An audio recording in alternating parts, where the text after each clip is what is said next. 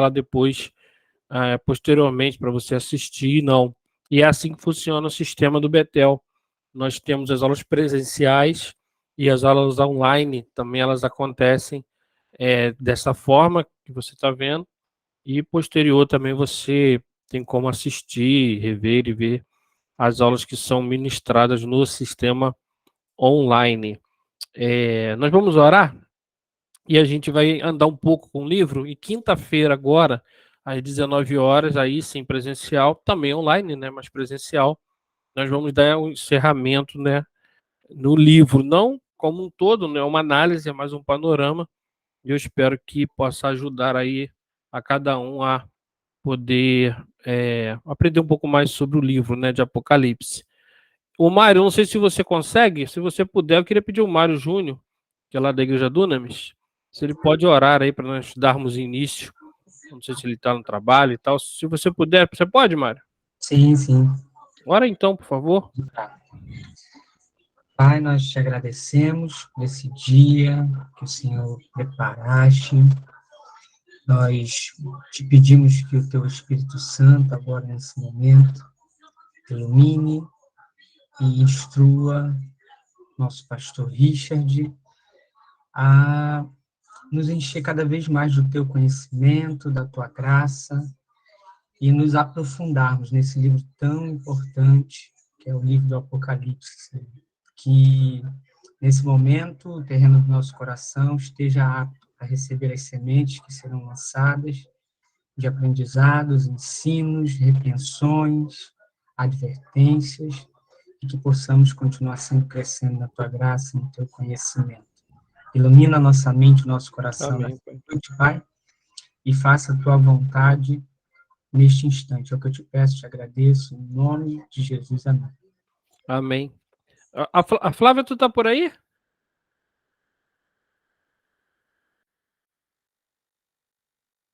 Tô sim.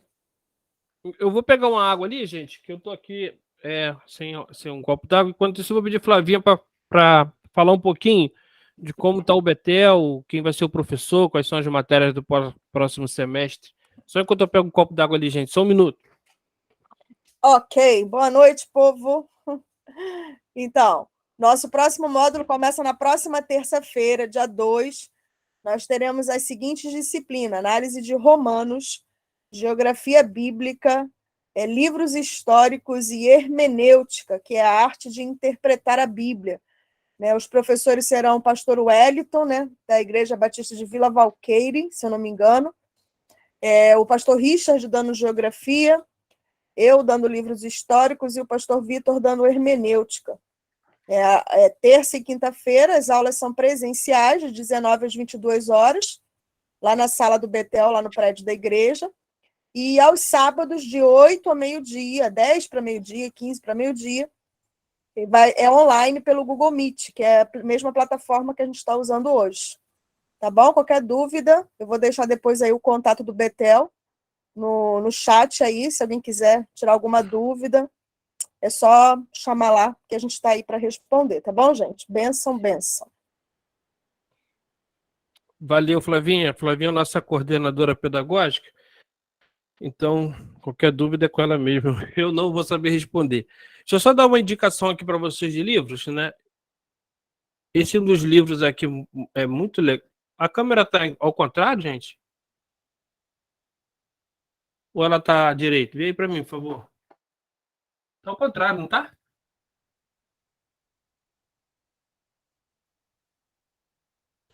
Você está compartilhando a tela. Você tem que tirar a tela para poder aparecer sua câmera.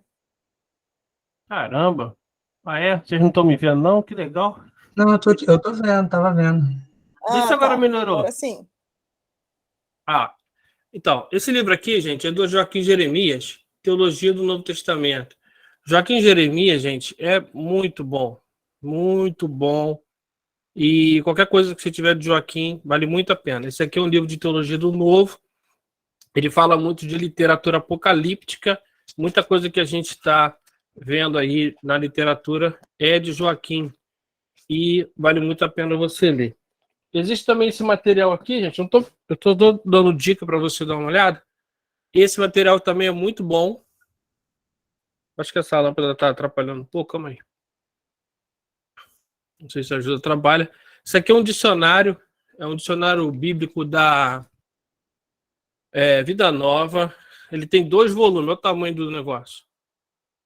Então, o que esse dicionário... Esse aqui é um dicionário internacional de teologia, né? Qual é a função desse dicionário, gente? Você pega uma palavra aí, qualquer palavra que você, na Bíblia, você não consiga entender muito bem, e aí você consegue ir nesse dicionário e poder tirar dúvidas, né? Deixa eu compartilhar de novo a tela aqui. E tirar dúvidas sobre uma palavra específica. Então, é muito bom. Na bibliografia do curso que você vai receber, que a gente está dando aqui de Apocalipse, muita coisa você vai ver que é do Dicionário Internacional, é do Joaquim Jeremias, é daquele outro que eu mostrei para vocês sobre a exegese do Apocalipse, entre outros. Beleza? Gente, vamos dar continuidade mais ou menos de onde a gente parou, lá em Apocalipse, capítulo 8, no versículo 13. Apocalipse 8, 13 diz assim: enquanto eu olhava, ouvi uma águia que voava pelo meio do céu e dizia em alta voz: ai, ai, ai, dos que habitam na terra, por causa do toque das trombetas que estão prestes a ser dado pelos outros anjos. A partir de Apocalipse 8 e 9, a gente já começa a ter uma questão que é exatamente a cronologia. Uma das coisas que a gente precisa entender na literatura apocalíptica, que uma das grandes dificuldades é entender a cronologia do livro, né? É muito complexo entender a cronologia do livro. Então, a grande pergunta seria em que momento nós estamos no Apocalipse, né? Em que momento a gente está? Será que nós estamos no capítulo 9, no 10, no 11, no 12? Em que momento nós estamos?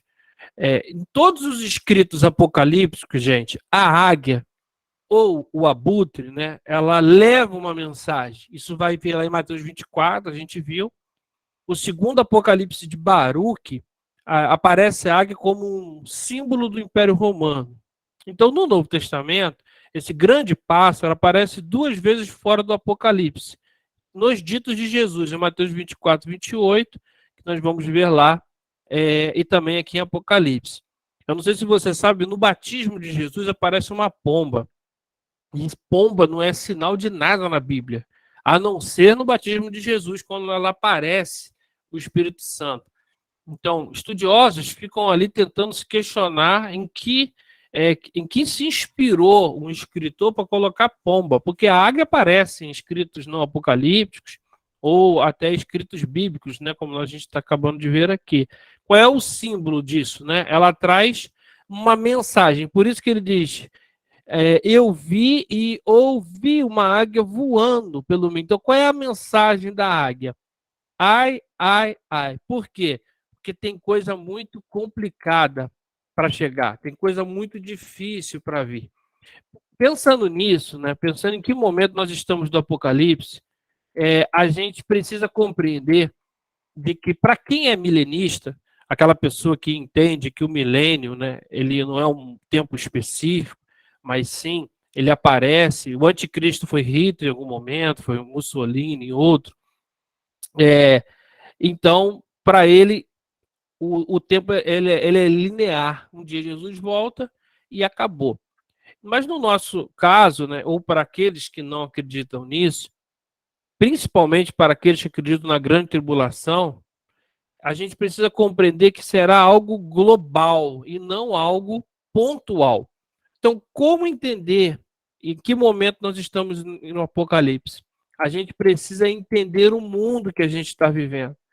Então, para entender o mundo, a gente precisa entender um pouco da nossa sociedade, porque os sinais pela volta de Jesus apontam apostasia, apontam principalmente o espírito do anticristo, antes da manifestação da pessoa do anticristo. Lá em Tessalonicenses, a gente vê exatamente o espírito do anticristo. O que é o anticristo, gente? Tudo que é contra, né, a pessoa de Jesus, os ensinamentos de Jesus, E hoje nós temos uma igreja, né, uma sociedade muito humanista, uma sociedade líquida e muito secularizada. Cada vez mais o homem está longe de Deus. E eu falei de forma muito rápida no final da aula passada sobre a teoria de Robert Malthus. Essa teoria, gente, era de um economista inglês. Ela foi feita, mais ou menos, ela foi criada, né, em 1800 e pouco, né, no final da vida dele, em plena Revolução Industrial, no século XVIII. Embora muito criticada, a teoria malthusiana, gente, ela serviu para a base de muitos governos. Então, tudo que você pensa sobre o que a gente ouve dizer sobre a teoria da conspiração, de que vai precisar, é necessária a diminuição em massa da população. A gente agora acabou de passar pela pandemia, ainda estamos, né? Ainda não virou endemia. Então, muito disso vem da teoria malthusiana. E consequências, quando se fala de consequências do crescimento populacional desordenado, quando se fala da poluição, muito se vem dessa teoria. E a Covid, né, não se engane, já é parte da ira. Por quê? Se a gente não consegue determinar cronologicamente o livro de Apocalipse, é fato de que muita coisa já está acontecendo. Muita coisa que acontece no livro já está aí acontecendo. Quando a gente lê tanto a trombeta quanto os selos, a gente observa de que o mar, vou ler Apocalipse 8, versículo 9, terça parte da vida existente no mar foi destruída. Terça parte das embarcações. Eu moro aqui em Pedra de Guaratiba, não sei quantas pessoas sabem, e eu tenho amigos que são de colônias pesqueiras aqui na região. Eles falam que nunca foi tão difícil pegar camarão como está nos dias atuais. Isso se deve, segundo a eles, aos grandes navios, mas também à poluição da Bahia e a poluição também do mar, aonde parte do pescado está sumindo. A gente tem observado já, não é de hoje, o mundo inteiro falando sobre aquecimento global, sobre deslocamento da calota polar. Se tudo isso é verdade ou não, um fato é verdade. Nós estamos vendo isso, né? A poluição e aquecimento global, ela é um fato. A teoria malthusiana, ela vai defender o seguinte, que o crescimento acelerado da população leva obrigatoriamente à escassez de alimento. Sendo assim, seria o ponto crítico, né? Qual é o ponto crítico? Seria muitas pessoas para poucos alimentos.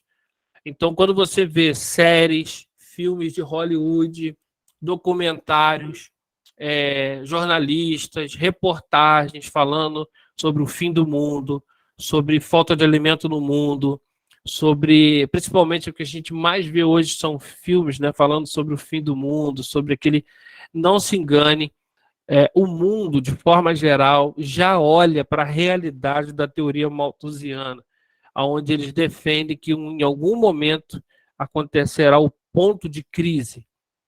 E aí eu coloquei aqui para vocês, deixa eu ver se eu consigo achar aqui o relógio. Não, Eu acho que eu já aqui. passei. O relógio mundial, existe o relógio do fim do mundo. No relógio do fim do mundo, gente, ele apontava o final do mundo para daqui a 20 e poucos anos. Há mais ou menos alguns meses atrás, ele disse que em menos de 7 anos nós vamos chegar ao ponto crítico. Não há reversão, não há mais condição de voltar.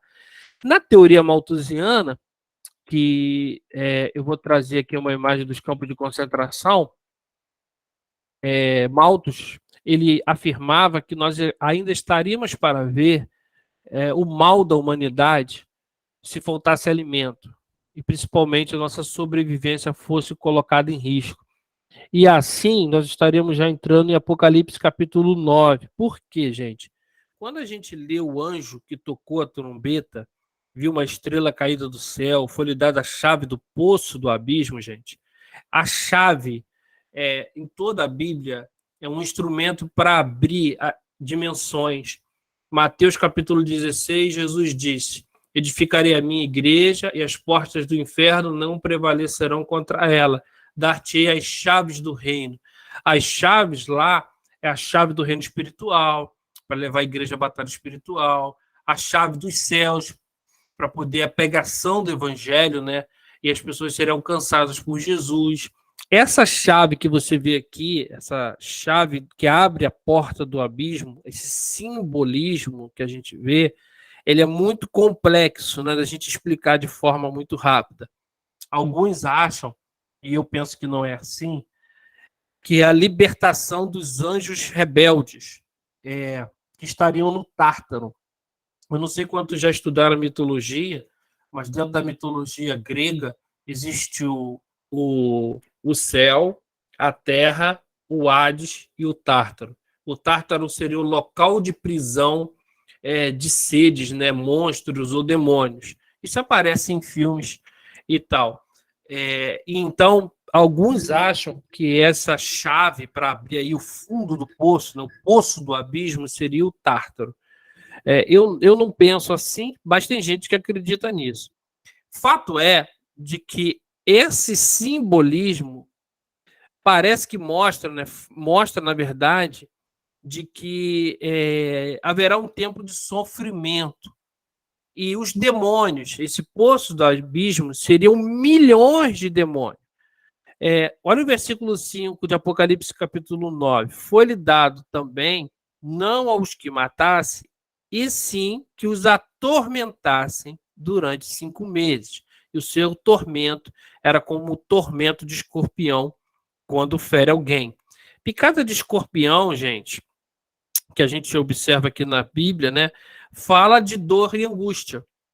Então, Apocalipse 9:6. Naqueles dias os homens buscarão a morte e não acharão. Também terão ardente desejo de morrer, mas a morte fugirá deles. A morte fugirá deles. O aspecto dos gafanhotos era semelhante a cavalos, preparados para a peleja. Na sua cabeça havia como coroas parecendo de ouro, e o seu rosto era como o rosto de homens. Possivelmente, gente, o que João está tentando traduzir na sua imagem é guerra. Ele está falando de exércitos de milhões de soldados, né? O cavalo romano, o cavalo de guerra romano em si, ele já tinha uma aparência, né, tenebrosa, porque eles já tinham até uma couraça na cabeça, eles já eram preparados para a guerra. Eu não sei quantos sabem, mas os cavalos romanos de guerra, eles eram treinados para morder. Então, na hora da guerra, cavalos treinados ali, os cavalos romanos, eles mordiam, né, os seus inimigos, mordiam as pessoas. Então, a conta que é feita aqui, gente, desses exércitos, chega a mais de 200 milhões de demônios ou 200 milhões de soldados, né, que estariam emparelhados para uma grande guerra. E o que acontece é que, por que eu coloquei a imagem de judeus presos no campo de concentração nazista? Porque a teoria malthusiana, o Malthus, afirmava de que ainda estaria para ver onde o homem poderia chegar. Porém, a gente tem relatos de que nesse momento aí de grande tragédia, homens, na verdade, o sofrimento fez com que homens virassem santos. E é claro que aí também teve gente que praticamente matava por causa de comida, mas não era uma regra. Muitos deles deixavam de comer para alimentar os outros. Então, essa teoria malthusiana está sendo levada em consideração para um momento de crise. Qual é o momento de crise? O mundo hoje, gente, como eu falei semana passada, morre uma pessoa a cada 4 segundos de fome no mundo. E como a gente vai resolver esse problema, né? Como isso vai ser resolvido? Isso é a preparação para a chegada do anticristo. O mundo como nós vemos hoje, ele está literalmente de joelhos. As maiores nações do mundo, ela hoje, principalmente pós-pandemia, elas estão de joelho, principalmente economicamente. Você pode perceber que a maioria das transações financeiras hoje é pela internet. Hoje mesmo eu fui numa feira aqui em Santa Cruz, eu, o primo da Bia, nem eu nem ele tínhamos R$ 2 no bolso. Somente dinheiro pela internet. E nós compramos a maioria das coisas, né? Só tinha uma pessoa na feira que não tinha Pix, né? Não aceitava cartão, débito. Mas a menina lá que tomou conta do carro queria R$ 2. Como é que faz para dar R$ 2 para a menina? Lá na feira eu parei para pensar, se o sistema de internet caísse naquele momento, dependendo do que você tiver de dinheiro físico em casa, vai ser isso que você vai ter para comprar comida. Você imagina, se você tem, sei lá, R$ 1.000 e o sistema cair por 15 dias, é esses R$ 1.000 que vai ter para comprar comida. Se cair por 3 meses, né? Como é que vai ser? Como é que vai acontecer? Então, nós estamos, sem perceber, estamos nas mãos dessas pessoas. E a Organização das Nações Unidas, gente, ela traçou, né, para onde está indo parte desse dinheiro todo que a gente observa. Porque, na verdade, o que a gente vê não é que falta alimento, existe desperdício de alimento. Olha só esse slide. A Organização das Nações Unidas para a Alimentação e Agricultura publicou um estudo sobre os impactos econômicos e ambientais do desperdício de alimento em todo o mundo, que, por sua vez, gera lixo. São mais de 1,3 bilhão de toneladas de alimento desperdiçado todos os anos, que resulta em um prejuízo de 750 bilhões de reais por ano. Talvez aqui esteja o nosso ralo social, né? Qual é o problema? O problema não é a teoria de Malthus. O problema é que a sociedade está indo de mal a pior cada vez mais. E isso é o anticristo. Isso é o espírito do anticristo. O espírito do anticristo, gente, não é somente a pessoa que não aceita Jesus. Por quê? A gente precisa compreender a importância da igreja no mundo. Por isso que Jesus disse que nós somos sal e luz. Sal, gente, ele dá sabor e não permite que estrague. E luz. O mundo está imerso, gente, nas trevas. Perceba só o quadro. Esse estudo foi do ano passado. Segundo os dados da ONU, o tráfico de droga, gente, não o seu combate, o tráfico de drogas movimentam 300 bilhões de dólares por ano. Perceba, com 750 bilhões do slide anterior, temos aí mais de 1 trilhão de dólares. A prostituição, gente, é o segundo maior negócio do mundo. Cerca de 108 bilhões de dólares por ano. Levando em conta a capacidade que envolve a rede, o que dificulta um cálculo exato. Então, isso é uma estimativa, tá? Terceiro lugar, gente, banco, que movimenta 115 bilhões por ano. Então, os bancos, né, ganham, uma verdadeira fortuna. Em 2019, gente, apenas 2.153 pessoas, vou repetir, 2.153 pessoas são os bilionários que haviam no mundo. São eles que detêm 60% do dinheiro, né? Do dinheiro da população do planeta. Em quarto lugar, jogos de azar. Somente na Espanha gasta-se 35 bilhões de reais por ano. No Brasil, eu não sei se você sabe, aquela brincadeira do Denilson, né? Quando ele fala assim, deu green, aquela brincadeira, o Cartola da Rede Globo de televisão, que muitos jogam lá, os cartoleiros e tal, tudo isso são jogos de azar. Muitos não apostam, como o Cartola, já existe o Cartola Pro, né? Que aposta, outros não. Mas existe uma brecha na lei brasileira que permite de que possa ter cassinos virtuais no Brasil, desde que você tenha uma sede fixa em algum país que seja autorizado. Vou dar um exemplo. Se no México pode ter cassinos físicos, então o fulano de tal abre um cassino físico no México, e ele abre um cassino virtual no Brasil. Então, segundo informações, os maiores comentaristas esportivos, narradores, ex-jogadores de futebol, Rede Globo de televisão, entre outros, eles hoje estão desenvolvendo, né, os jogos de azar. E isso tem acontecido de forma muito sutil no Brasil. Não sei se você sabe, as pessoas apostam quem vai no caso do futebol, né? Quem vai bater o primeiro lateral, quem vai cometer a primeira falta, de quem vai ser o primeiro, quem vai acontecer um pênalti. Então, isso tem acontecido no Brasil e muitos, né, sem perceber, começam se viciando em jogos de azar pelo Cartola. O Cartola é apenas a porta de entrada para uma pessoa se viciar e entrar, então, em poucos meses, né, dependendo ali de N fatores, a ser um apostador compulsivo. O que isso mostra? Mostra, gente, de que nós, como sociedade, né, a sociedade de forma geral, ela está indo de mal a pior, está se degradando, né, cada vez mais, e a gente precisa entender o quadro que nós estamos vivendo. Então, gente, a ira de Deus existe, como eu falei semana passada. Deus está mais interessado em salvar você do que uma mãe em salvar um próprio filho. Mas Deus não vai mudar o céu para o seu filho mimado entrar.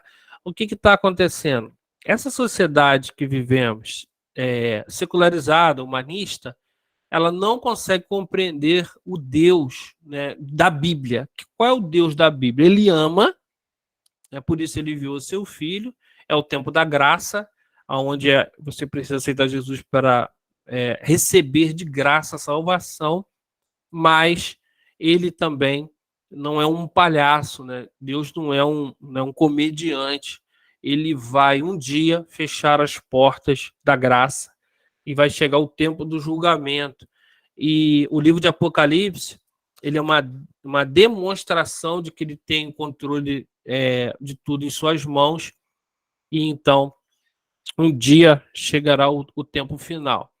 Essa descrição dos gafanhotos que a gente está se referindo é uma das descrições mais bizarras do livro, né?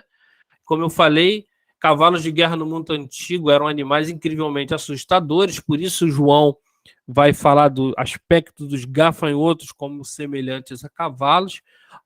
Pode-se acreditar que ele tenha visto, gente, instrumentos de guerra modernos, como o tanque de guerra, entre outras coisas, porque a visão que João está tendo é uma visão escatológica, né, de algo que vai acontecer no futuro, e o cálculo, como eu disse, é de aproximadamente 200 bilhões, é uma guerra mundial sem precedente, recalculando para os dias atuais, 2 bilhões de soldados. Então você imagina aí, o mundo hoje já passou de 8 bi, é isso, gente? Alguém pode me ajudar aí? Eu não sei qual é a população mundial no dia de hoje. Deixa eu botar aqui na internet. Não sei se alguém sabe de cabeça.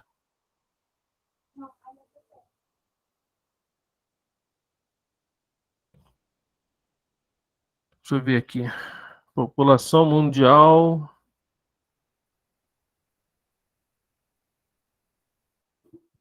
Gente, a população mundial está chegando a 8 bilhões de pessoas, né? Já está em 7,962 bilhões. O que isso significa? Praticamente 8 bilhões de pessoas no mundo. 2 bilhões estarão envolvidos nessa guerra mundial, segundo Apocalipse, capítulo 9 em diante. E Apocalipse 9:11 diz assim: tinham sobre eles como seu rei o anjo do abismo, cujo nome em hebraico é Abaddon e em grego Apolion. Olha que coisa interessante. Provérbios 30:27 afirma que os gafanhotos não têm rei, né? E olha que Apocalipse 9:11 diz: e tinham sobre eles como seu rei o anjo do abismo. Olha que coisa tremenda. Mas aqui eles não somente têm rei, como ele também mostra quem ele é. Quem é o rei desse exército? Quem estará por trás dessa guerra mundial? O Abaddon e Apolion, que na verdade são sinônimos de uma raiz hebraica e outra raiz grega, que na apocalíptica, né, na literatura apocalíptica, o que significa? Destruidor do mundo, destruidor de mundos, né? Seria essa o que ele significa na literatura apocalíptica. Então, um mensageiro, ou o próprio Lúcifer, ou o mensageiro do próprio Satanás, possivelmente ainda um mensageiro do próprio Satanás, estaria preparando o mundo para a chegada de Satanás. Possivelmente uma grande guerra mundial está para chegar e nós estamos à porta para que isso possa acontecer. Gente, alguém tem alguma pergunta até aqui? Senão a gente vai pular para o Apocalipse capítulo 11.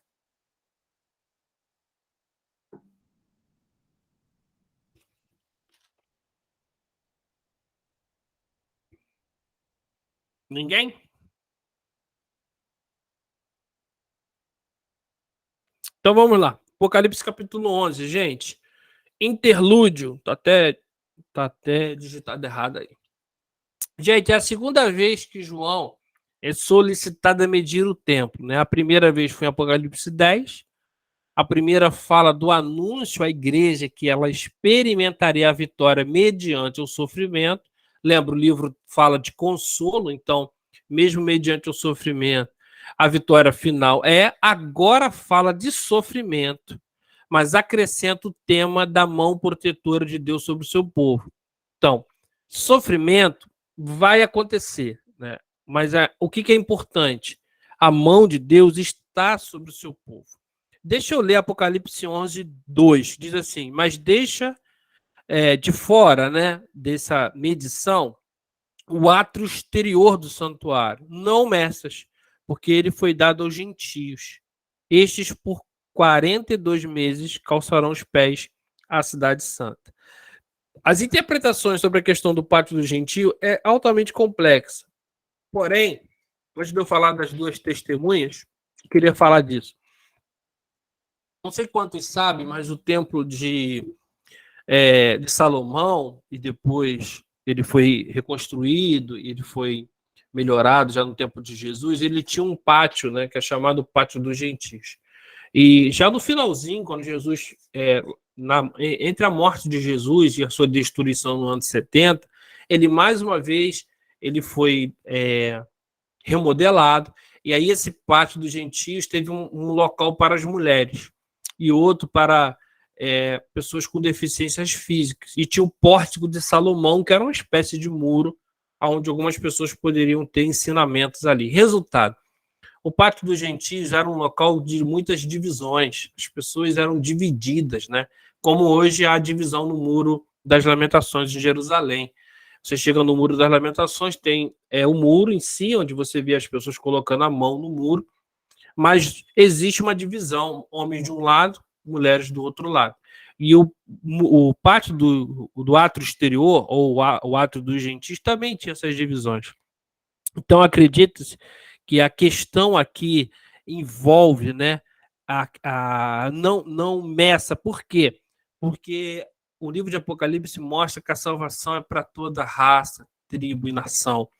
Então, é esse Deus que é para todos, né? Todos aqueles que aceitam a Jesus, eles têm acesso, então, a adorar e a chegar. E por que interlúdio, gente? O que significa essa questão do interlúdio?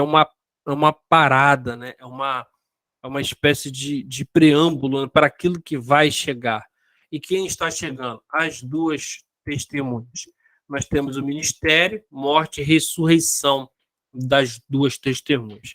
A discussão sobre esses personagens é enorme e centenária.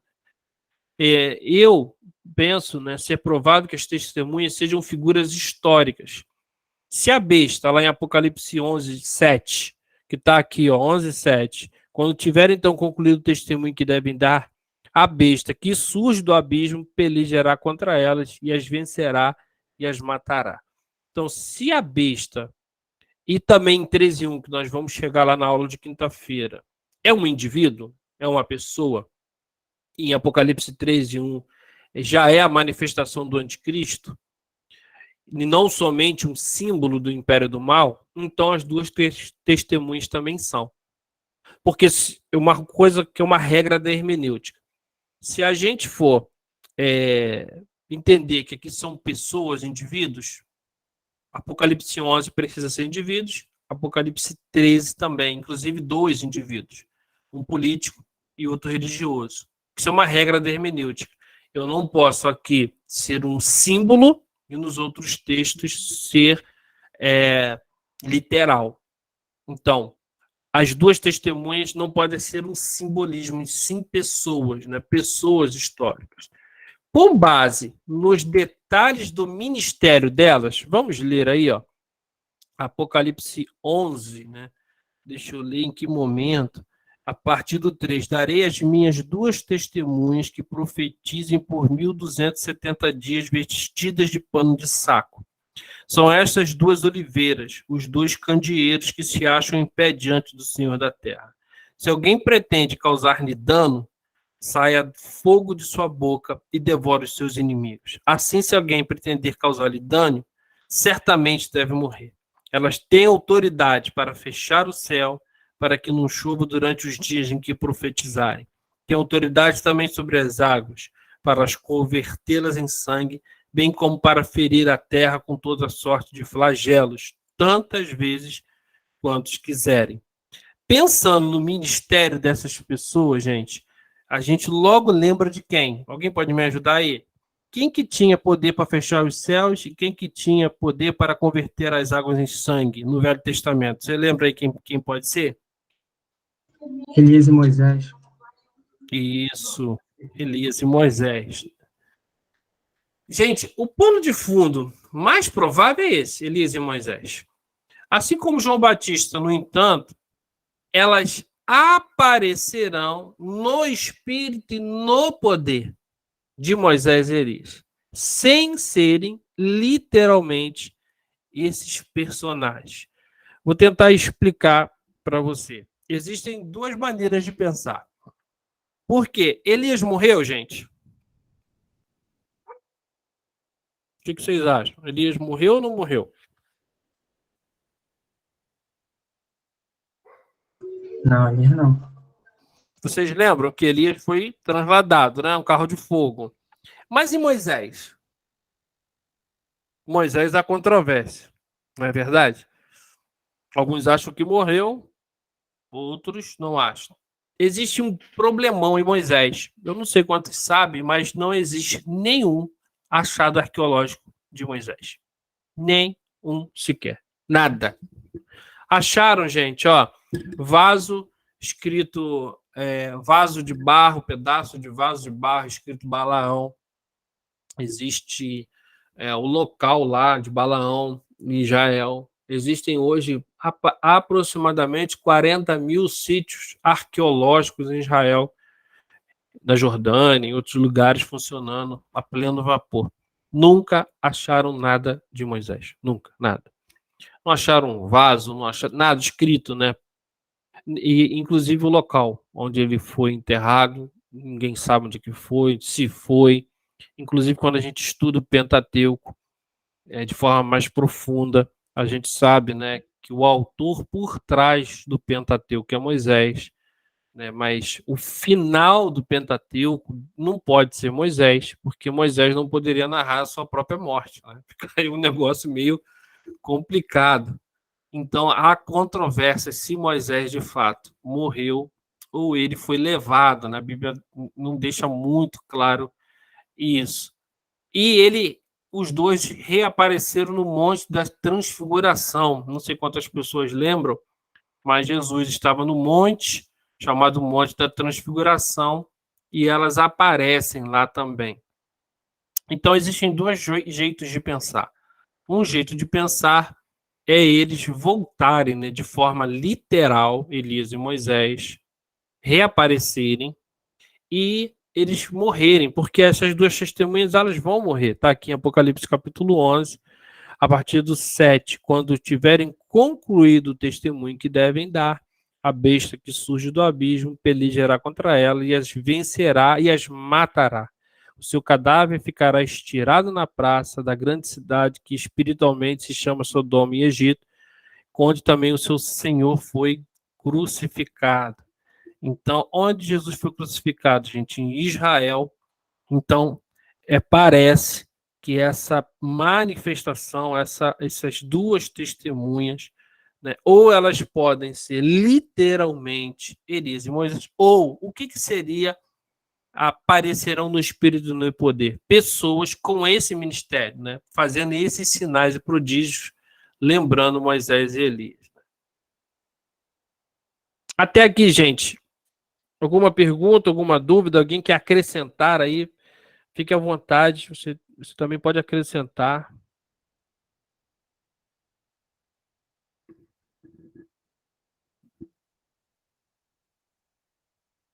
Ninguém?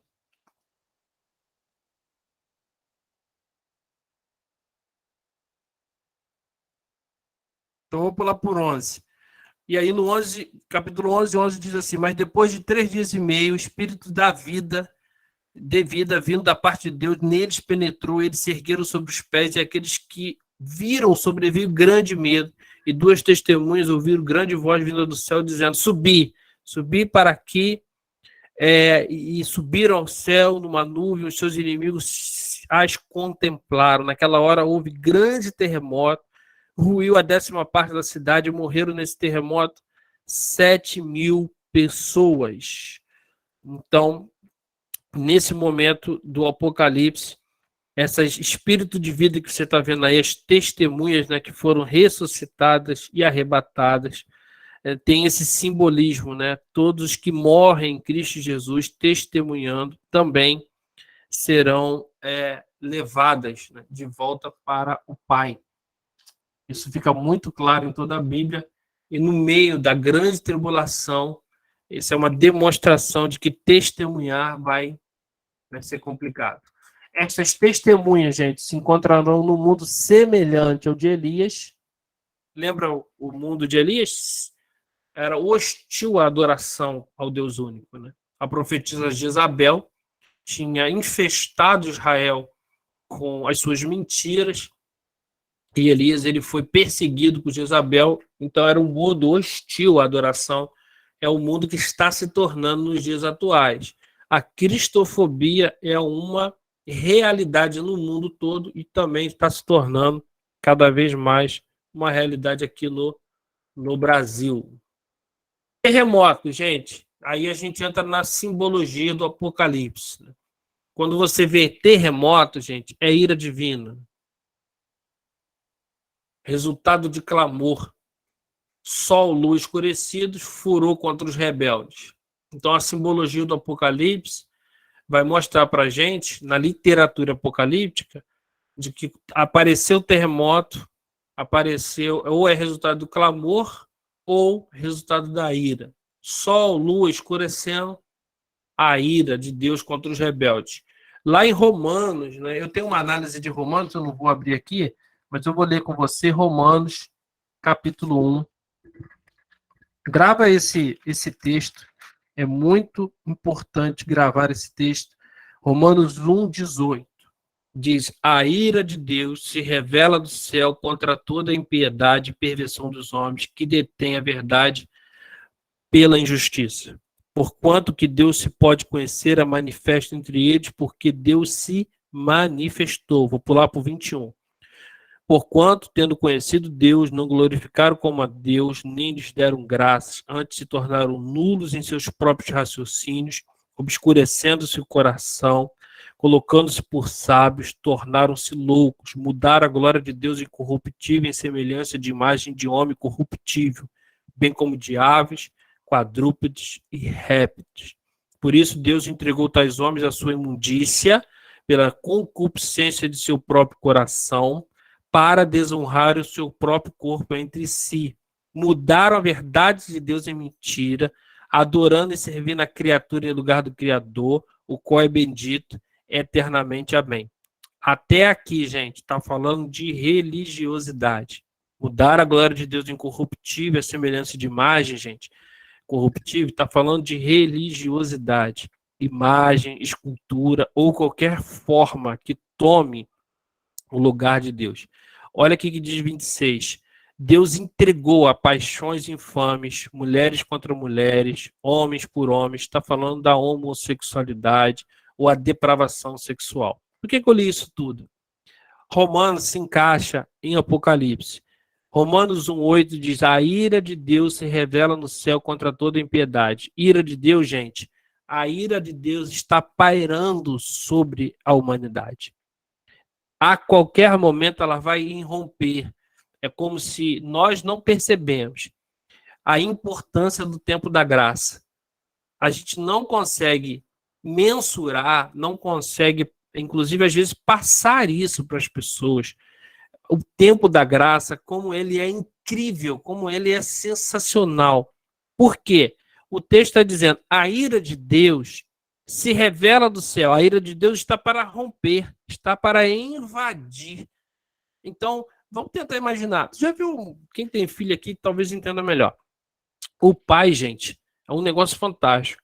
Por mais que o pai coloque o filho de castigo e tal, mas o pai é pai, gente. Não tem como, não tem ninguém igual pai e mãe. É um negócio fantástico. Então, esse tempo que a gente está vivendo é o tempo de Deus como pai, né? Nós como filhos mimados, nós como filhos rebeldes. Nós, rebeldes não, porque nós somos, né, amados do pai, a gente ama o nosso pai. Mas eu estou falando da humanidade de forma geral. A humanidade se rebelou contra Deus, gente. E o que é o tempo da graça? Está segurando a ira divina. Exatamente isso está acontecendo. Mas a qualquer momento isso vai irromper, vai invadir a nossa realidade. Quando ela invadir a nossa realidade, Deus não volta como cordeiro. Volta como cordeiro para buscar a sua igreja. Mas volta como leão, como julgador, como senhor, para julgar. Então, o tempo da graça é o tempo da oportunidade, é o tempo em que a gente precisa proclamar, precisa gritar para os quatro cantos ouvir, né, que Jesus é Senhor dessa terra, tem que salvar as pessoas, gente, porque tá para acabar. O tempo da graça vai acabar a qualquer momento.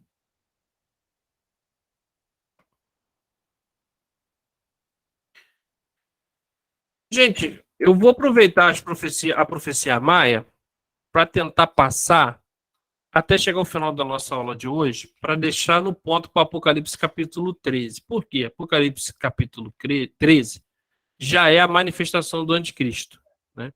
Apocalipse capítulo 13 em diante já é o anticristo na Terra, de fato.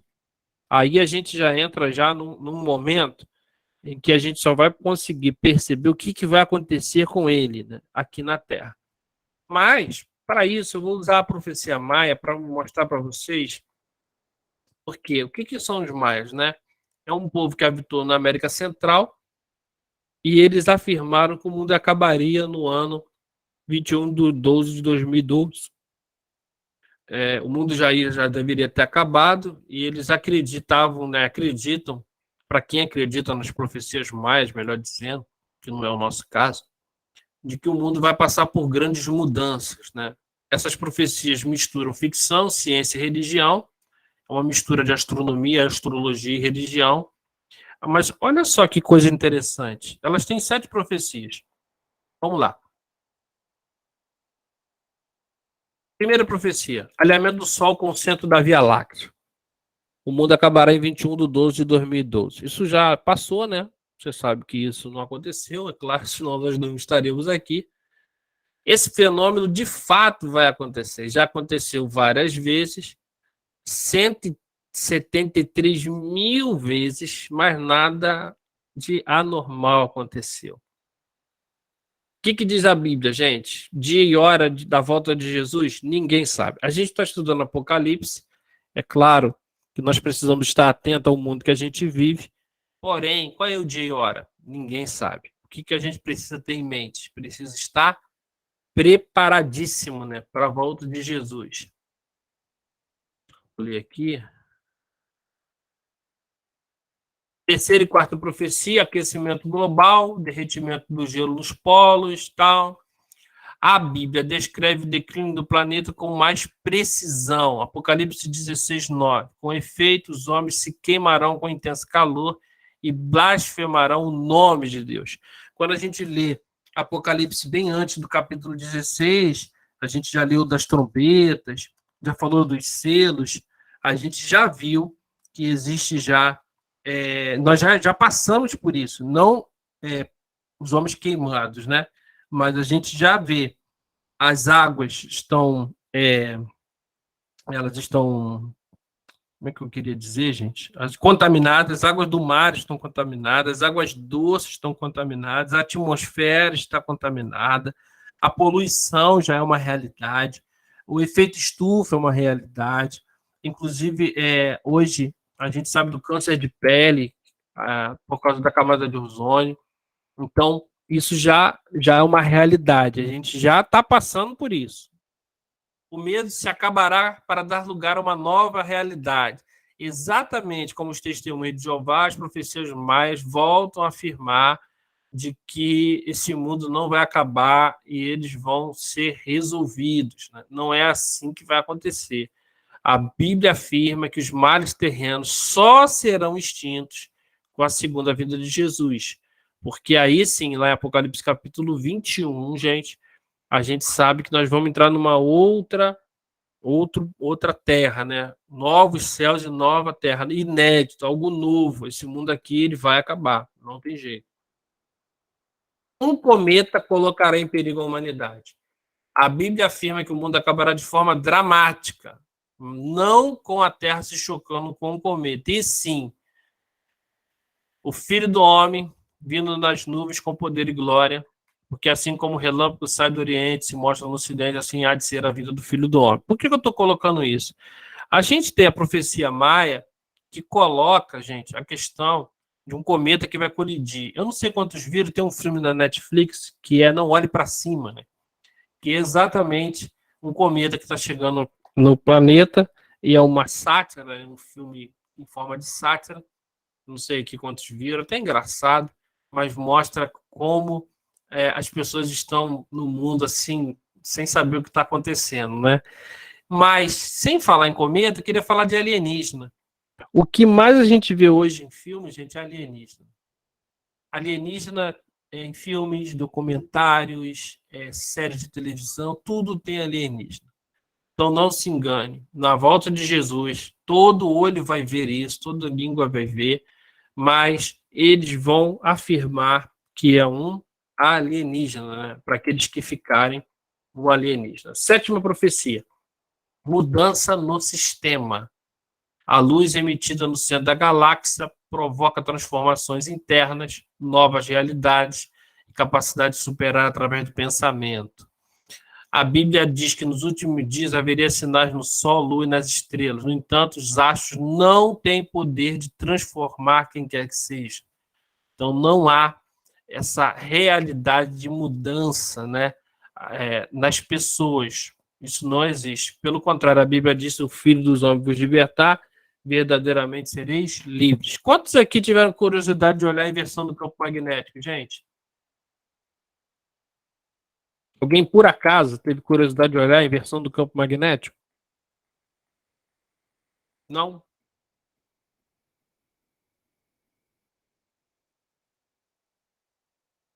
Ninguém, né?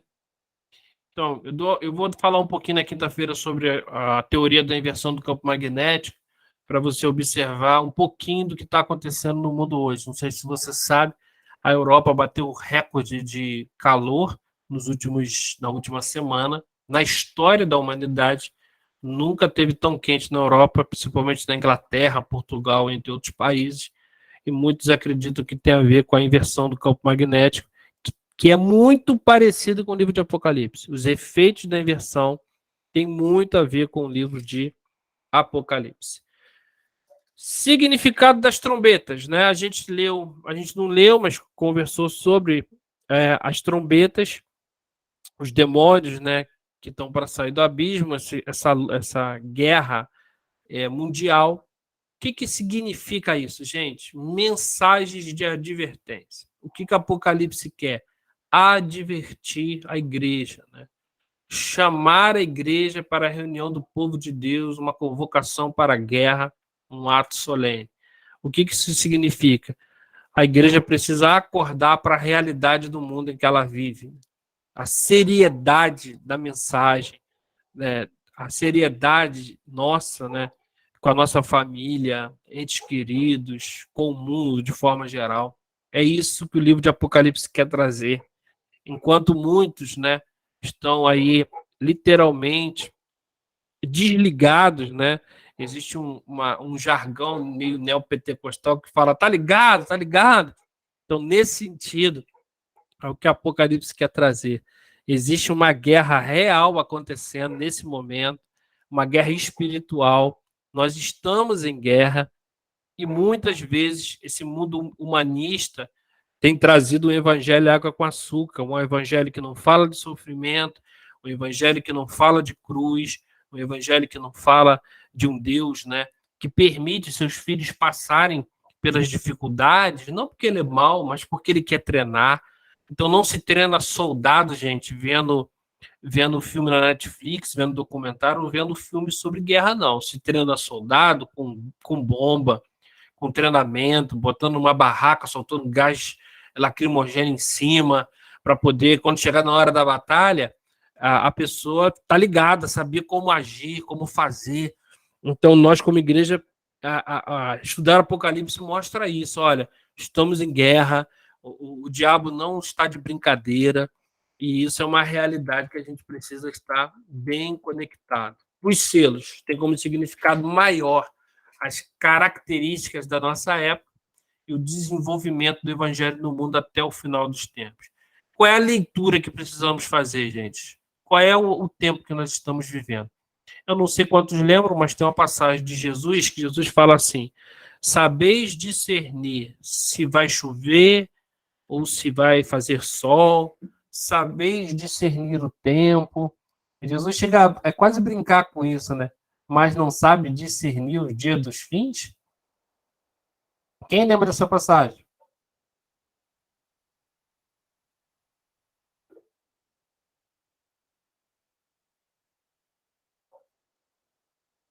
Tentando achar aqui, está em Lucas, capítulo 12, 56, gente. Olha o que Jesus diz: hipócritas, sabeis muito bem interpretar os sinais da terra, sabem dizer se haverá chuva, se haverá sol, mas não sabem discernir os últimos dias. Então, Jesus está alertando a importância de a gente identificar o tempo que a gente está vivendo, qual é a era que nós estamos vivendo. Nós já estamos vivendo, gente, na era do anticristo, né? O mundo hoje não é mais contra Deus, ele é anticristo, ele não é anti-Deus, ele é anticristo. Tudo que envolve o cristianismo, o mundo se levanta contra. Capítulo 7 nos dá um vislumbre do destino do povo de Deus no período terrível chamado a Grande Tribulação. Capítulo 8 e 9 relatam a abertura do 7º selo e o soar das 7 trombetas. Então não esqueçam isso, gente. Trombeta é sinal de aviso para guerra. Toda trombeta que toca é para isso.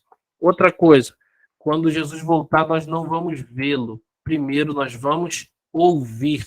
Por isso que João primeiro ouve para depois ver.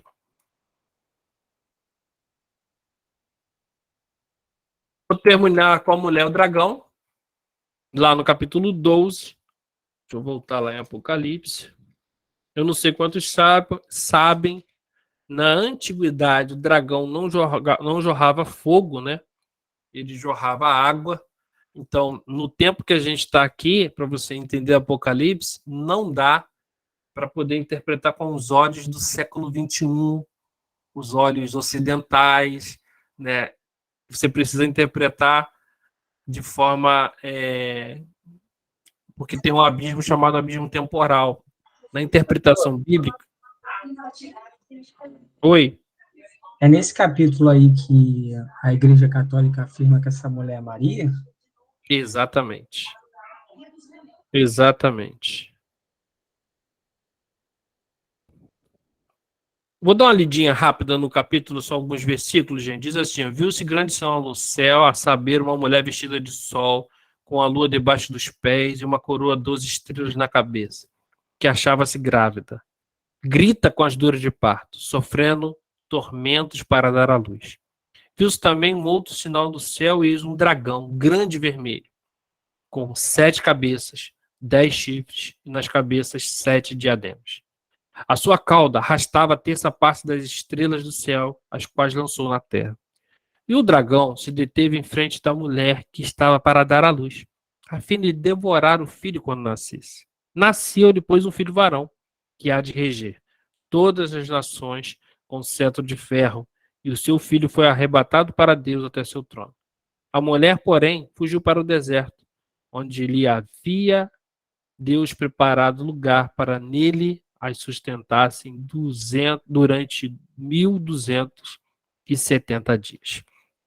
Gente, vamos lá para o nosso último capítulo aqui, para a gente deixar para quinta-feira. Depois dos 7 selos das 7 trombetas, e antes das 7 taças, ainda tem as 7 taças, nós temos essa visão, né, de uma mulher. Primeira das 7 personagens mencionadas de Apocalipse 12 e Apocalipse 13, porque nós teremos 7 personagens aí. Cada uma dessas toma sua parte na visão. Agora vamos lá. Mulher. Uns acham que ela é Israel, outros, o povo ideal de Deus, então seria todo o povo de Deus, né? Quando eu falo povo de Deus, gente, estou falando todos aqueles que aceitam Jesus como Senhor e Salvador de todos os tempos. Então está colocando judeu, não judeu, todo mundo, né? O povo ideal de Deus. E outra, Maria, que é o que o Júnior estava falando. Maria. Qual é a interpretação? Muito difícil de entender. Dentro da literatura apocalíptica, a gente pode entender que essas interpretações, todas elas têm margem, né, para isso. O que me parece, né, inclusive os livros de teologia, eles sempre trabalham nessa hipótese. Mais uma vez, o que nós estamos vendo dentro da literatura apocalíptica é uma mistura de histórias. Então, provavelmente, primeira coisa que acontece, viu-se grande sinal no céu, a saber, uma mulher vestida de sol com a lua debaixo dos pés. Lembra do sonho de José? José também tem um sonho assim, muito parecido, né? Onde ele vê sol, lua. Então, a literatura apocalíptica, ela junta, né? Faz junções. Eu penso que essa mulher achada grávida que dá para dar à luz, de fato, é Maria. E Jesus está nascendo. Jesus está para nascer ali. No versículo 3, outro sinal, dragão vermelho, gente, está falando do exército romano. Por quê? A cor do exército romano era vermelha. E dragão grande. Outra coisa, 7 cabeças. Essas cabeças que você está vendo aí, que a gente vai ver lá em Apocalipse capítulo 13, está falando de poder, né? De poder, não. Está falando de autoridade, né? De eficiência, né? O exército romano era muito eficiente. Está falando de eficiência, de sabedoria. 10 chifres está falando de muito poder. Hoje, chifre é um negócio, né, pejorativo. O cara tomou chifre, a mulher tomou chifre, é piada, né? É desonra. Mas na antiguidade, quanto mais chifre, mais poder. O mais chifrudo de todos era o mais poderoso. Então, você vê em filmes, sempre o líder tem um chifre maior, sabe? E 10, número da plenitude. Então, o Império Romano, naquele tempo, seria o império que estava na crista da onda, né? E 7 diademas. A diadema é autoridade, muita autoridade. Então, sabedoria, né? Eficiência, poder e autoridade. Esse dragão está falando do Império Romano, que foi o império que por trás do império estava Lúcifer. Por quê? Dragão, diabo. Então, por trás do império sempre está o diabo. O mundo jaz do maligno, né? Disse Jesus. O príncipe deste mundo está para ser julgado. Mundo sistema, tá bom, gente? Não o planeta, mas o mundo sistema. E por que Maria acha-se grávida? Lá no versículo 6, ela foge para o deserto. Porque por trás de Maria está o plano de Deus. Né? E aí Israel, o plano de Deus, Maria, o plano de Deus. Foge para o deserto porque no ano 70 fugiu para o deserto. Lembra que eu contei para vocês que no ano 70 teve Roma atacou Jerusalém, destruiu o templo, eles fugiram? Então, provavelmente está contando, né, o que estava por trás desde o início, né? Desde o início de tudo, gente, sempre foi Jesus contra o diabo.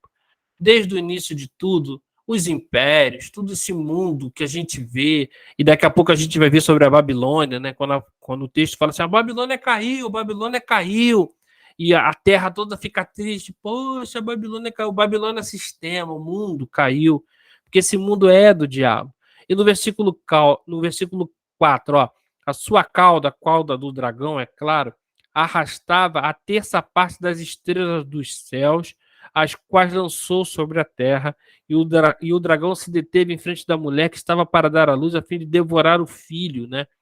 Essa mistura do diabo com o Império Romano, terça parte são os demônios, gente. Logo após Apocalipse 12, no versículo 7, a explicação aí, olha. Miguel, ele lutou contra quem? Contra esse dragão que está aí. Então, o Império Romano, ele é um instrumento na mão do diabo. Maria é um instrumento na mão de Deus. Israel, o povo de Deus. Então, é Roma contra Israel.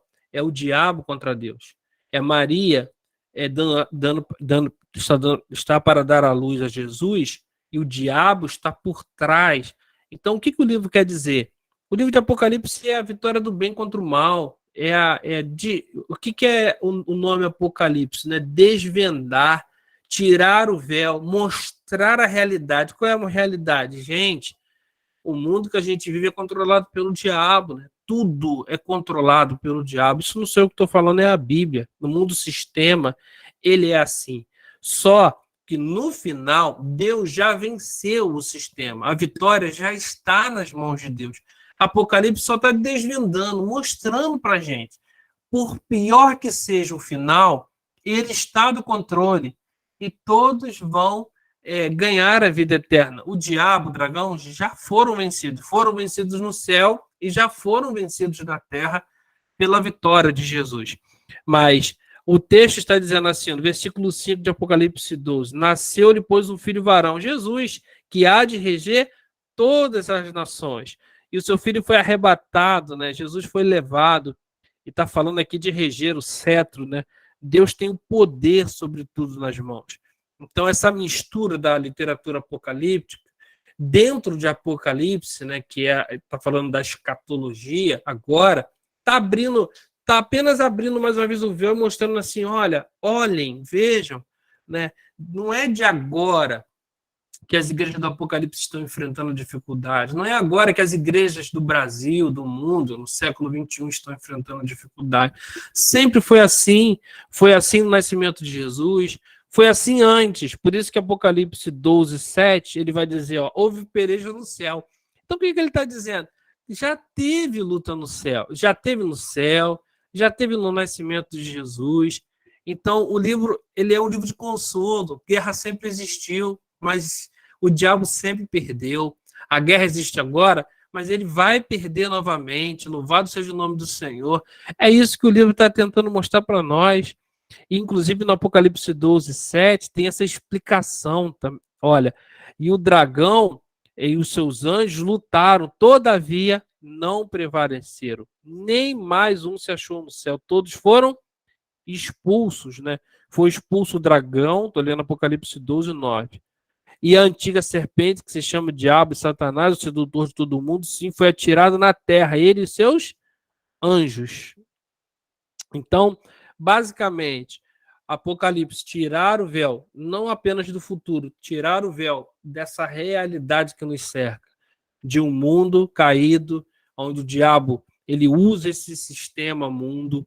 A gente hoje vê as ideologias de gênero, as ideologias, seja ela o feminismo, o machismo, enfim, todas as ideologias que a gente está vendo, o humanismo, o secularismo, entre tudo que é ismo que tem aí. O que está por trás disso tudo é o diabo, gente. O diabo é o que está por trás disso tudo.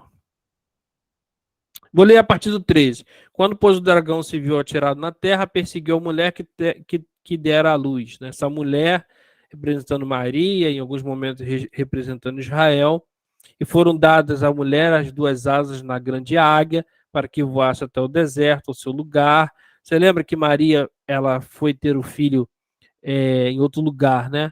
Aí é onde ela é sustentada durante um tempo, tempos e metade de um tempo, fora da vista.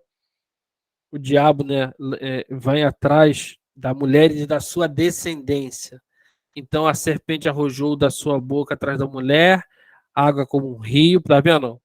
Água, porque naquele tempo era água, a fim de fazer com que ela fosse arrebatada pelo rio. A terra, porém, socorreu a mulher, e a terra abriu a boca, engoliu o rio, o dragão.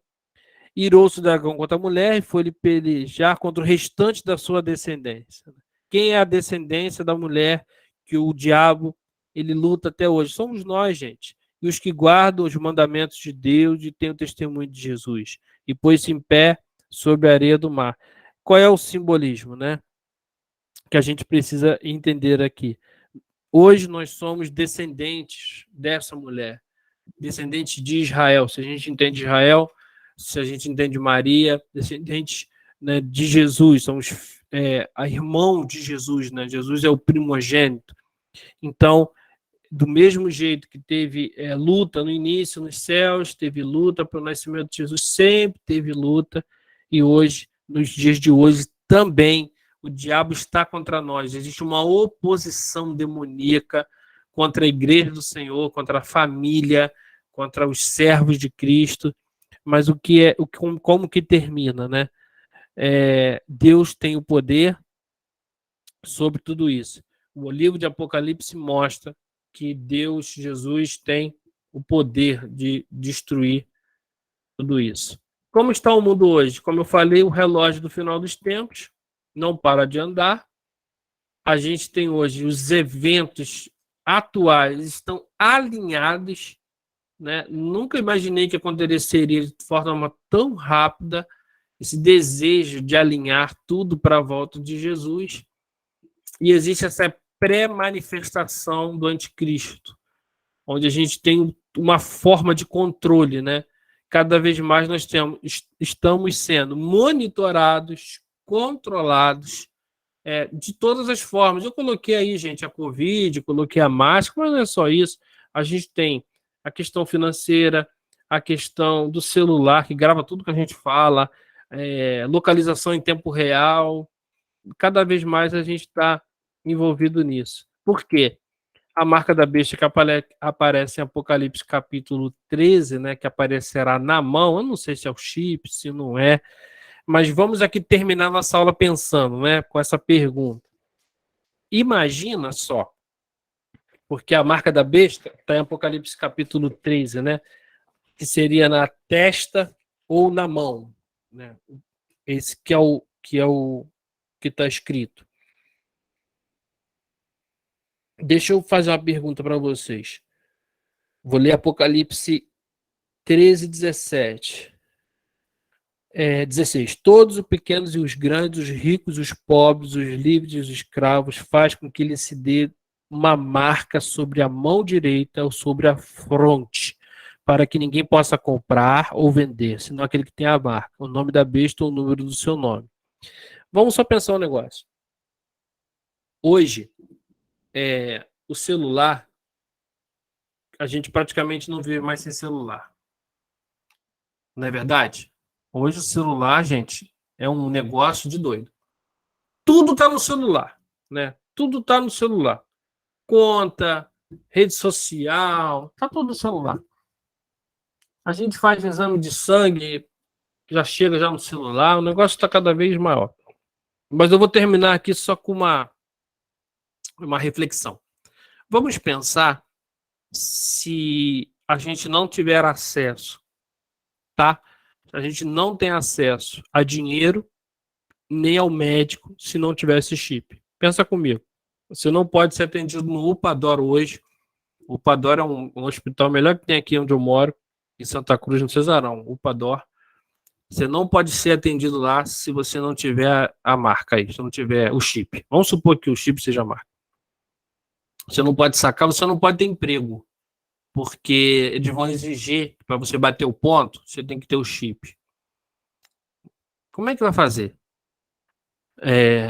E outra coisa, antigamente eu pensava que esse negócio da besta ia ser obrigatório, ia botar em fila, botar arma na cabeça. Hoje eu já sei que não vai ser assim não, gente. Porque isso aí está chegando como uma coisa boa. Ali vai deter todos os meus dados bancários, vai ter meus exames todinhos ali no chip, as informações que precisa, a pressão sanguínea, se eu estou com o meu açúcar alto, açúcar baixo. A promessa é essa, né, de que a gente vai fazer isso. Então, eu não sei se vai ser se a marca vai ser essa ou não vai ser essa. A questão não é essa. A questão da marca vai muito além, a gente vai falar na terça-feira. Por quê? O anticristo são dois personagens. Um político, Apocalipse capítulo 13, fala de um que emerge do mar e outro que emerge da terra. O que emerge do mar, uma figura política. Ele vai unir, né? No meio da guerra que a gente está observando que está chegando, em Apocalipse 9, 10, das trombetas, está avisando, olha, haverá uma figura política que vai reunir dinheiro, moeda única, língua, tudo sob seu controle. E por que uma figura religiosa que emerge da terra? Porque a Bíblia diz em Apocalipse 13, gente, cara, olha o que diz em Apocalipse 13, segura só o que está escrito. Vi ainda outra besta emergindo da terra, possuía 2 chifres, parecendo cordeiro, mas falava como dragão. Se liga só, como a apocalíptica fala, como a linguagem apocalíptica agora fala. A besta de Apocalipse 13, gente, versículo 1, diz que ela tem 7 chifres. Então ela tem bastante poder. Apocalipse capítulo 13, versículo 11, tem 2 chifres, então ela tem menos poder, mas ela parece um cordeiro, mas fala como dragão. Exerce toda a autoridade da primeira na sua presença. Faz com que a terra e seus habitantes adorem a primeira besta, cuja ferida mortal foi curada. Também faz com que opera grandes sinais, de maneira que até fogo do céu faz descer da terra diante dos homens. Vou resumir. Essa besta aqui, ela vai ser uma figura religiosa, mas ela vai dar à primeira besta poder para fazer sinais. Então, vai chegar no Nordeste, onde não tem água, vai fazer um sinal, vai surgir água do nada. Então, você imagina, se hoje a Anitta, que mal sabe cantar, tem não sei quantos milhões de seguidores, você imagina uma pessoa que chega num lugar, faz um sinal e sai fogo do céu. Tem noção do poder que essa pessoa vai ter? E por que política e religiosa? Não dá para unir o mundo sem unir política e religião. Para unir o mundo todo num globo só, num bloco só, você tem que unir cristianismo, islamismo e judaísmo. Então, possivelmente, a gente está a ponto de ver a reconstrução do templo em Jerusalém, a manifestação desses personagens para resolver os problemas do mundo. Então, o mundo vai piorar para essas pessoas chegarem e começar a resolver os problemas do mundo. E o que eles vão se autodenominar? Eles vão se denominar o Messias.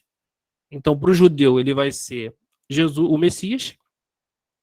Para o cristianismo, ele vai ser o Jesus que voltou. E para o Islã, é Maomé, que desceu na terra, que era o profeta aguardado por eles. Que, segundo o Islã, ele voou de Jerusalém num cavalo alado e vai voltar exatamente num cavalo alado. Os judeus acham que Jesus vai pisar no monte do templo, Jesus não, o Messias, melhor dizendo, e o cristianismo, de forma geral, pensa que Jesus vai voltar a qualquer momento. Resultado, as 3 maiores religiões do mundo, de uma forma ou outra, esperam a volta, ou a manifestação do seu Messias, ou a volta do seu Messias. E ele vai chegar. Por isso que a Bíblia diz, se possível, ele enganará a muitos. Pensando em Apocalipse 13, parecendo como cordeiro, mas fala como dragão. Vai enganar a muita gente. O mundo já está alinhado para a chegada do anticristo. Já está tudo certinho. Espero que cada um de nós possa estar preparado para a volta ou a manifestação do anticristo. Ou Jesus volta para buscar a igreja e o anticristo se manifesta depois, ou o anticristo se manifesta, a igreja passa por dentro da grande tribulação e a igreja vai apenas no final da grande tribulação, Jesus volta para buscar a sua igreja. Quinta-feira, gente, a gente continua falando um pouco mais desses assuntos. Tem muita coisa para falar ainda sobre esse Apocalipse 13 em diante, inclusive o grande trono branco. A gente vai aprender um pouco mais sobre o grande trono branco. Uma pergunta, gente? Então, a marca da besta é algo visível, físico, aparente, ou é um simbolismo? É como o Espírito Santo é um selo que está no coração, só Deus vê, né? Então, essa marca da besta vai ser algo que sempre tem essa dúvida, né? É o chip, é o Pix, é o código de barras, é o QR Code, é o documento único, entendeu? Então, assim, sempre tem essa dúvida, né? Então, o que seria, então, na sua opinião, essa marca da besta? Algo visível, aparente, de fato, como se fosse uma espécie de tatuagem ou algo implantado? Eu já até ouvi um cara falando uma vez que essa questão de algo implantado é imaginação, né? Filme de Spielberg, porque é muito caro implantar algo na população mundial de uma forma assim generalizada, né? Então, o que seria isso? Então, eu sinceramente não consigo determinar se será algo apenas um simbolismo ou se é algo físico. O fato é que a marca, gente, vai ser algo que, ou se for físico, vai mostrar que você pertence àquela linha, né, aquele anticristo, aquela besta, ou se for algo simbólico, você aceita a sua autoridade. Então, nós temos esses dois lados. Eu não acho difícil implantar o chip dentro do mundo que a gente está vivendo, porque, na verdade, o mundo, né, tirando um mundo muito empobrecido, como a África e tal, todo mundo já tem um chip, só não foi implantado ainda, que é o chip de celular. Mas, e o mundo também, gente, ele virou um mundo dividido, né? A maioria da população global, ou ela é de direita ou de esquerda. Isso não é só no Brasil. A gente tem visto isso nas eleições pelo mundo inteiro. Então, em algum momento, em algum nível, isso vai se tornar cada vez pior. Então, não dá para medir exatamente. É fato de que quem tiver esse símbolo vai poder comprar, vender. Quem não tiver vai passar por dificuldade. Seja essa autoridade que aceita ou algo específico, né? Eu não sei se é o chip plantado na mão, mas eu acredito que vai sim. Vai ter alguma coisa muito específica para você estar do lado da besta. Algo muito específico e você vai ter que aceitar essa autoridade. Vai ter que abrir mão da sua fé para ficar ao lado da besta. Porque senão você vai precisar passar dificuldade. Entendi. E isso não é a primeira vez, né? Essa questão do anticristo, não de forma global, mas de outras formas, acontecia no tempo que João escreveu. João está preso porque ele foi contra o imperador. Então, ele já vive essa realidade, João. João já está vivendo isso. Então, não é algo difícil. É difícil para nós hoje entendermos que amanhã ou depois, se a gente falar que ama Jesus, a gente é preso. Você imagina, será que nós estaríamos dispostos, né, a ir até essa consequência de ir preso? Né? E tem mais, né? Quem tem filho, então é mais difícil ainda. Como é que vai fazer, né? O nosso filho vai ser preso, né? Porque parece que dói mais no nosso filho do que na gente, né? Então, assim, vou dar uma dica, né? Não dá, gente, para criar o filho sem mostrar essa realidade para ele. Os nossos filhos precisam, além, é claro, de aprender sobre a Arca de Noé e tudo, isso é muito importante, mas em algum momento precisa passar para ele a seriedade do Evangelho. O Evangelho é a salvação mesmo da raça humana. É a coisa mais importante do mundo é o Evangelho. Não existe nada mais importante do que o Evangelho. Eu costumo dizer que o diabo ele não tem criatividade, né?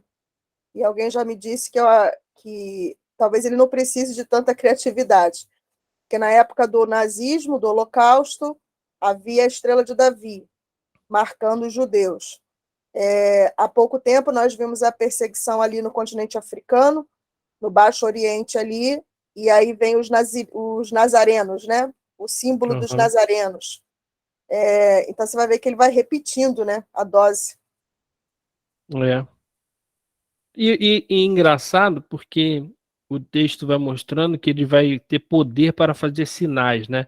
Apocalipse 13, versículo 15, diz assim: foi-lhe dado poder, dado a comunicar fôlego à imagem da besta, para que não só a imagem falasse, como ainda fizesse morrer quantos não adorassem a imagem da besta.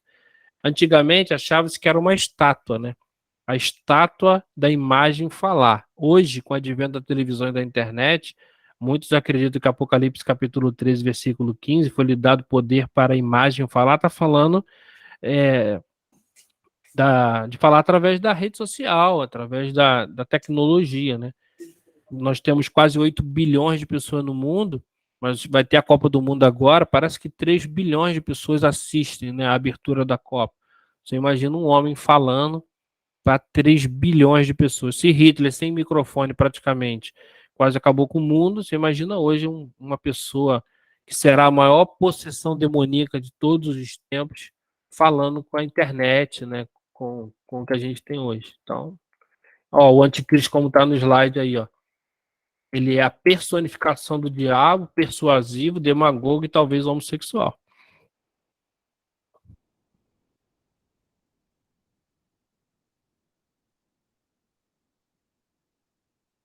Culto ao imperador era a realidade de João em Apocalipse, né?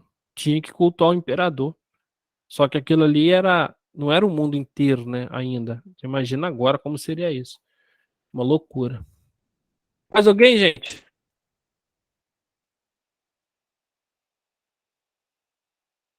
Senão a gente vai orar para terminar. Quero agradecer a todos que estão aqui, né, até agora. Espero que tenha sido esclarecedor. A gente vai continuar na quinta-feira, mas de forma presencial. E aí nós vamos falar de Apocalipse capítulo 13, mais um pouco, 14, principalmente dos flagelos, para você entender, né, a questão dos flagelos são algo assim bem interessante da gente ver e falar do grande trono branco, né, no anúncio da queda da Babilônia. Se você puder ler Apocalipse do 13 até o 20 e pouco, é muito legal. E você vai entender um pouco como o mundo está e como ele vai estar na época do anticristo. Você tem uma ideia, Apocalipse 18 diz assim: então exclamou potente voz dizendo: caiu a grande Babilônia, a morada dos demônios e tudo. E aí, deixa eu ver aqui onde está. E o povo diz assim: ah, que pena, poxa, caramba, ela caiu, porque o povo adora o mundo que vive, né? O mundo não sabe, né, o que é bom mesmo. Ele acha que esse mundo aqui é o ideal. Tá bom, gente? Vamos orar? Se não tiver mais ninguém aí para fazer uma pergunta, nós vamos estar orando. Ninguém? Eu vou pedir a Flavinha, então, se ela puder estar intercedendo pelas nossas vidas, pelo irmão Saulo. O Saulo já está legal, gente? Ele disse que talvez vá quinta-feira. Ah, legal. Então, vamos estar orando pelo Saulo, pelo Eduardo, que também já está bem. Se alguém tiver algum pedido aí e quiser compartilhar, senão a gente vai estar orando. Vou pedir a Flavinha para estar orando. Senhor, eu quero te agradecer, porque o Senhor proporcionou esse tempo de crescimento, de estudo, de esclarecimento. Queremos te pedir que o teu Espírito venha falar aos nossos corações. Permita-nos, Senhor, ser usados por ti nesse mundo, nessa geração. Abre as nossas mentes, dá-nos um esclarecimento, entendimento, sabedoria, discernimento. Queremos te pedir agora em especial pela vida do teu servo Saulo, pela sua saúde, Senhor. Te peço pela Andréia, que está viajando, pelos demais seminaristas. Te peço por aqueles que estarão chegando nesse módulo, que o Senhor possa estar abençoando de maneira sobrenatural os teus servos. Te peço por todos aqueles que estão logados neste momento, por aqueles que irão assistir a aula posteriormente. Te peço pela aula de quinta-feira, que o Senhor esteja abrindo os céus e derramando bênçãos sem medidas sobre as nossas vidas e nos dando entendimento. Abençoa a vida do teu servo Richard, cuida dele, Senhor, em todos os sentidos, dá a ele saúde, sabedoria, discernimento. É no nome vivo e santo de Jesus que nós oramos. Amém e amém. Amém. Gente, Deus abençoe. Só lembrando que se você quiser chamar um convidado, amigo, parente, pode chamar para a aula de quinta. A gente vai ter ali uma festa também. A gente vai terminar o curso e você vai poder também abençoar alguém, né, que de repente quer aprender um pouco mais.